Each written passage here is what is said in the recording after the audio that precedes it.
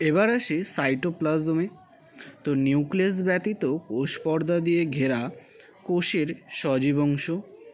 কোষের অঙ্গাণুগুলিকে রক্ষা করে ও বিভিন্ন বিপাক ক্রিয়ার প্রধান স্থান হিসেবে ব্যবহৃত হয়।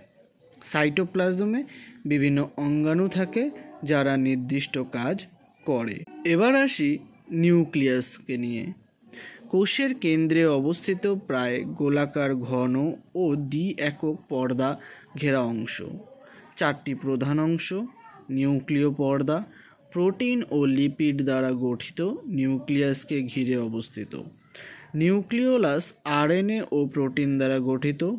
নিউক্লিওপ্লাজম একটি অর্ধতরল অর্ধস্বচ্ছ ধাত্র যার মধ্যে ক্রোমাটিন সূত্র অবস্থান করে।